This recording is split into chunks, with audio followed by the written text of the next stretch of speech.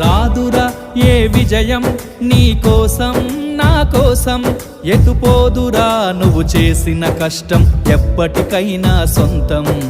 కాలంతో పయనించే వాడికి కానిది ఏముంది, సాధనతోనే సాధ్యమవ్వునని సదాశయంతో సాగర ముందుకు. రాదురా ఏ విజయం నీ కోసం నా కోసం, ఎటుపోదురా నువ్వు చేసిన కష్టం ఎప్పటికైనా సొంతం.